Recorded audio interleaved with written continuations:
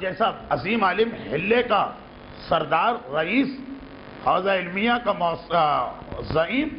اور اس طرح سے کہا کہ ہاں وہ مشکلات و پریشانیوں کا زمانہ، کہاں جا رہے؟ میں نے کہا کہ سامرہ جا رہا ہوں، تو کہا کہ بس ایک زحمت تمہیں دینا چاہتا ہوں۔ یہ وہ وقت میرے اوپر آ گیا کہ امام زمانہ کے علاوہ کسی سے فریاد نہیں ہو سکتی، باقی سارے اعمال اور دعائیں تو جاری، عریضہ، اب یہ عریضہ رہ گیا، عریضہ میرے پاس تیار، سامرہ میں جاؤ اور سرداب مقدس کی زیارت کے لیے جب پہنچو تہہ خانے میں تو میرا یہ عریضہ وہاں رکھتے اور اگلی صبح کو ایک مرتبہ پھر اس سرداب میں جانا، اگر عریضہ اسی طرح موجود ہو تو لا کے مجھے دے دیں، اور اگر عریضہ وہاں نہ ملے تو بس پھر اپنے شہر جا سکتے۔ اب یہ ابو العباس رشید واسطی کہتے ہیں کہ میں نے شیخ ورام کا عریضہ بڑے احترام کے ساتھ لیا کہ اتنے بڑے عالم نے بہرحال مجھ سے ایک مدد لی ہے، میری فضیلت بڑھ گئی، اور پھر سفر طے کر کے سامرہ آیا، یہاں تک کہ وہ وقت آ گیا کہ مجھے سرداب مقدس میں زیارت کے لیے جانا تھا۔ شام کا وقت تھا، میں سرداب میں اترا، وہاں کے جو اعمال ہیں، دعائیں ہیں، زیارتیں، جو آپ کو مفاتی میں باقاعدہ چیپٹر ملے گا سرداب کے اعمال، وہ سب انجام دی اور عریضہ وہیں پہ رکھا، اور اگلی صبح فجر کے بعد یعنی رات کو اس سرداب سے آنے والا آخری آدمی میں تھا، اور اگلی صبح کو فجر کے فوراً بعد جب یہ سرداب کھلا تو اس میں اترنے والا پہلا آدمی میں تھا، لیکن عریضہ وہاں پہ موجود نہیں تھا۔ شیخ ورام نے کہا تھا عریضہ نہ ہو تو بس میں یہی سمجھوں گا کہ امام تک میری حاجت پہنچ گئی۔ یہ کہتے ہیں کہ میں واپس بغداد سے گزرا، وہاں دو خبریں مجھے ملی، پہلی یہ کہ شیخ ورام بغداد میں نہیں، اور دوسری کہ انہی دو یا تین دنوں میں ہلے کے حکمران کو اس کے اپنے ساتھیوں نے قتل کر دیا، اور اب وہاں ایک محب اہل بیت کی حکومت قائم ہو چکی ہے۔ میں سمجھ گیا اور میں اپنے وطن گیا، اور پھر ایک دفعہ میں ہلہ میں خاص شیخ ورام سے ملاقات کے لیے پہنچا۔ جب میں وہاں پہنچا تو میں نے پہلی بات یہی کی کہ وہ جو آپ نے مجھے ایک خدمت دی تھی وہ میں نے آپ کا کام کر دیا۔ شیخ ورام نے مجھ سے پوچھا کہ کون سی تاریخ تھی جب تم نے میرا عریضہ تہہ خانے میں رکھا، اور جو تاریخ میں نے بتائی، پتا چلا اسی آدھی رات کو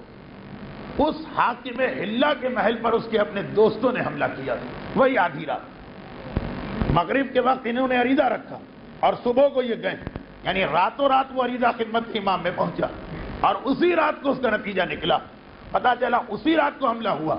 اگلے دن یہ خبر بغداد پہنچی اور شیخ ورام آئے، لیکن مجھ سے ایک وعدہ لیا، وہ یہ کہ یہ واقعہ لوگوں کو بتاؤ، میرا نام نہ لینا جب تک میں زندہ ہوں، واقعہ اس لیے بتاؤ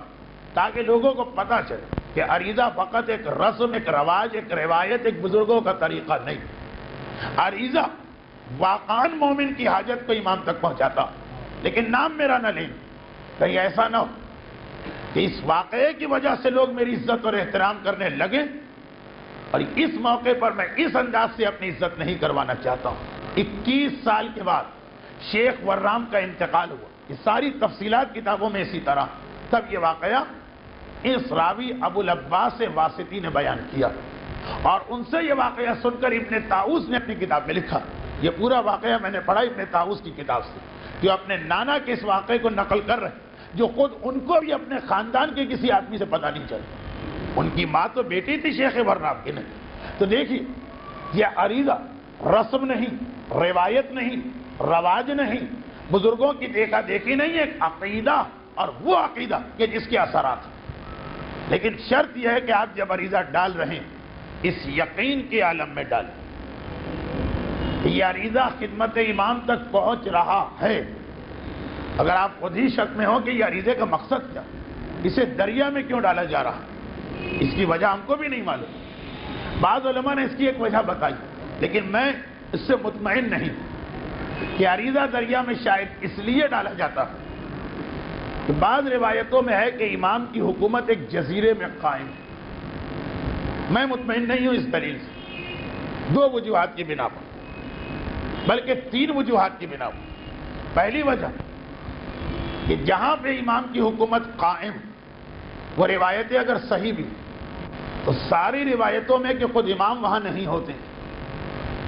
امام ہمارے درمیان ہوتے، بلکہ خود اس جزیرے کے لوگ انتظار کرتے ہیں کہ سال میں ایک مرتبہ امام یہاں سے گزرے تو ہم ان کی زیارت کریں، اور کبھی کئی سال گزر جاتے ہیں امام وہاں نہیں۔ تو اگر یہ سمجھ کے لوگوں نے وجہ بتائی کہ جزیرہ خضرہ میں چونکہ حکومت امام ہے اس لیے امام وہاں رہتے ہوں گے، غلط۔ وہ ساری روایتیں جو جزیرہ خضرہ کی مان بھی لی جائے تو خود اس میں لکھا ہے کہ وہاں کے لوگ امام کی زیارت کے لیے تڑپتے ہیں کیونکہ امام وہاں نہیں۔ نمبر دو، دوسری وجہ کہ خود 11 امام جو ظاہر تھے، پانی میں ڈالنے کا حکم تو ان کے زمانے میں بھی تھا جبکہ جزیرہ خضرہ اس وقت نہیں تھا۔ تو کیا تعلق ہے عریضے اور پانی کا یہ ہم کو نہیں معلوم، لیکن ایک وجہ سمجھ میں آتی شاید وہ یہ کہ اللہ پاکیزہ ترین شے پانی کو قرار دیا، سب سے زیادہ پاکیزہ چیز، جو کیریئر جو لے جانے والا ہے خدمت امام میں ہمارے عریضے، وہ اس کائنات کی سب سے پاکیزہ شے پانی۔